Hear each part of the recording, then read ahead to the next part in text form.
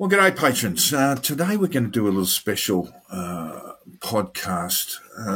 Many of us are shocked and still grieving at the sudden death of Shane Warne, R.I.P. the King. In fact, he was known as not the King, he was known as King, and he was that big a personality that he could give himself a nickname that would be accepted by others, which is a direct cricketing no-no. You get your nickname given to you, but Shane Warne was that big that he came up with his own.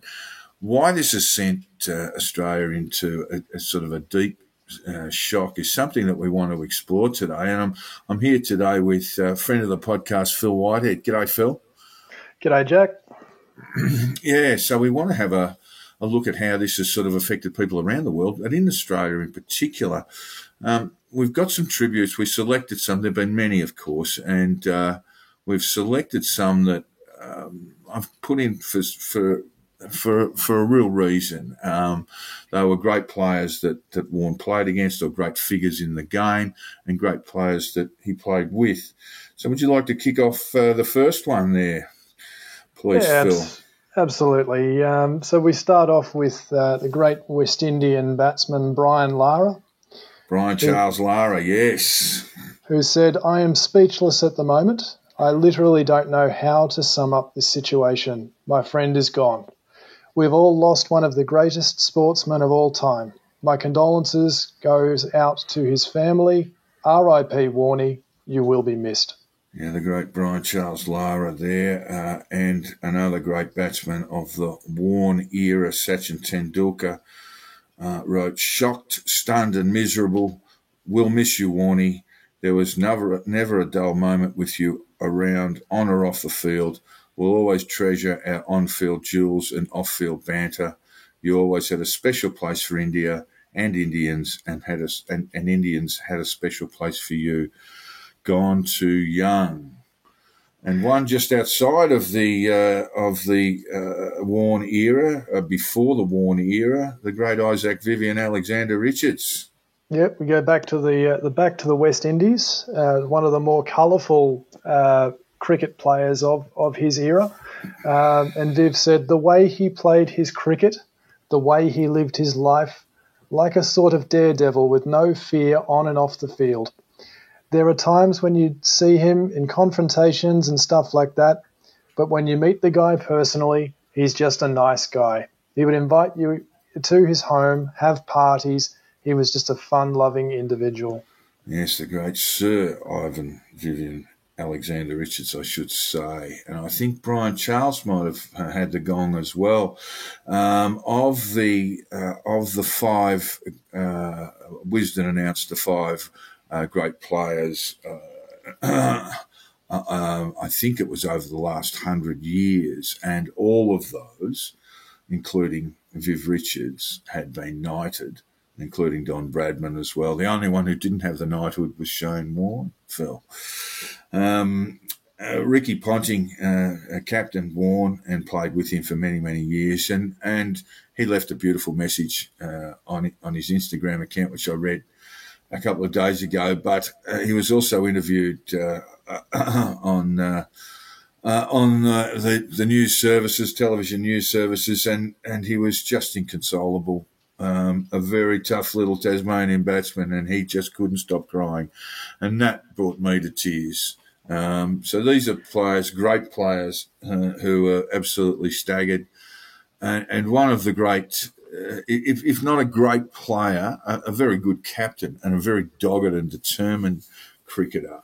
But we were just talking beforehand, Phil, you and I agree that Mike Atherton is the best cricket writer in the world. I certainly think he is, and I think you agree with me. Yeah, absolutely. I think he's really I think he takes the craft of cricket writing to a completely different level. It's a pleasure to read the things that he writes on a regular basis. He writes for the Times, and what we've selected some pieces from his article on Shane Warne in the Times today. That's the 7th of March, 2022. Would you like to lead off, Phil? Absolutely. So it starts with having played against him for almost a decade and having worked alongside him as a commentator for longer. I knew him very well, but everyone knew him well because his character radiated from every minute of cricket he played. It is a cliche that sport reveals character, but never was that truer than with Warne. You knew, watching him play, that he was a chancer, an adventurer, a gambler, someone who was street smart and intelligent, not in an academic sense, mind you, with a slightly reckless streak. He was all that and more. What a player, what a life. Yes, indeed. Yes, and Feck Atherton, known as Feck, he got that nickname as future England captain when I think he first debuted for England. He actually is an academic, of course, Oxbridge educated, Cambridge educated, in fact, and does have that academic background. Obviously, Warnie didn't have it, but Atherton in that column today goes on to say that he did not know any smarter cricketer than Shane Warne, who understood the complexities of the game like the back of his hand. He goes on in this wonderful article. I do recommend anyone who has access to the Times or indeed the Australian has a look at it. He goes on to write, "It was the greatest honour of my cricketing life to have played against a team commonly regarded as among the best three to have graced the cricket field. And among that champion team, Warne stood head and shoulders above the rest. What a sense of theatre he had, never better demonstrated in general than in the way he forced the pace of the game to bend to his rhythm with ball in hand, and, to take a specific example, when he took his 700th Test wicket on Boxing Day at his beloved MCG." Yes, that was a wonderful day, and that's been replayed fairly frequently in the last few days, Phil. Yeah, absolutely, it has. I think the commentary from Mark Taylor at the time, which was sort of fitting that it was Mark Taylor that was commentating on that, having been his captain for as long as he was. But yeah, it's probably as fast as Warnie ever ran in his life. It was very memorable. That's why I didn't make it at St Kilda. Just a touch slow to make it in the AFL big time. But the final quote that we've got from Atherton here is it speaks to Warne's sort of almost infectious enthusiasm for the game and for young players. Take it away, Phil. Yeah, so the last time we messaged was about a young cricketer in the London Spirit franchise about whom I'd asked about whom I'd asked his opinion. "Terrific young guy," he replied, "and I would say he has a good chance to play for England in 3 years. Impressive." A typical Warne reply: upbeat, energetic, optimistic, and probably where cricketing matters are concerned, right. Yes, so he had that incredible cricket brain, but he also, he was a very sort of Hollywood-type figure. In fact, that was one of his early nicknames, not that he gave himself. He called himself King and everyone else did later in his career, but he was also known as Hollywood Warne for a little while, and he kept the company of major celebrities, including Mick Jagger, who once basically confessed that if he wasn't lead singer for the Rolling Stones, he'd really like to be Shane Warne himself. And Jagger wrote, "I'm so saddened by the sudden death of Shane Warne. He brought such joy to the game and was the greatest spin bowler ever." And Elton John, Phil? Yep, Elton John said, "A tragic day for Australian cricket. Two legends passing is heartbreaking. I knew them both and played cricket with Rod," of course referring to Rod Marsh, "in Perth.